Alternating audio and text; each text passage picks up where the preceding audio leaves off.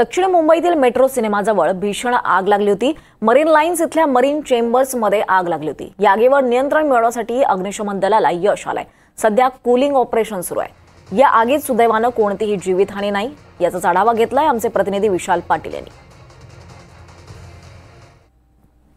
Metro सिनेमाजवळील marine चेंबर्सला आग लागलेली आहे आणि ही आग आटोक्यात आणण्यासाठी अग्निशमन दलाकडून शर्थीचे प्रयत्न जे आहेत हे सुरू केलेले आहेत। मरीन चेंबरच्या 5व्या मजल्यावरती ही आग लागलेली आहे। या सगळ्या परिसरात या आगीच्या धुराचे लोट जे आहेत हे पसरलेले आपल्याला पाहायला मिळत आहेत। अग्निशमन दलाकडून जवळपास 7 ते 8 गाड्या या ठिकाणी तैनात करण्यात आलेल्या आहेत। ॲम्ब्युलन्स सुद्धा या परिसरात तैनात करण्यात आलेले आहे। मात्र गेल्या काही मिनिटांपासून ही आग जी आहे ही अद्याप आटोक्यात येत नाही आहे। संपूर्ण इमारतीतील रहिवाशांना सुखरूपपणे अग्निशमन दलाकडून बाहेर काढण्यात आलेलं आहे। मात्र अग्निशमन दलाकडून ही आग नियंत्रणात आणण्यासाठी युद्ध पातळीवरती जे आहेत हे प्रयत्न केलेले पाहायला मिळत आहेत। हा सगळा परिसर जर आपण पाहायला गेलं तर आज शनिवार आहे। इतर वेळेला हा सगळा परिसर गजबजलेला असतो। शनिवारच्या दिवशी काहीशा रस्ते मोकळे या परिसरात असतात। त्यामुळे अगदी चर्चगेट स्टेशनच्या बाजूलाच ही इमारत आहे आणि या इमारतीच्या 5व्या मजल्यावरती ही आग लागलेली आहे। ही आग सद्यस्थितीला नियंत्रणात आणण्यासाठी अग्निशमन दलाकडून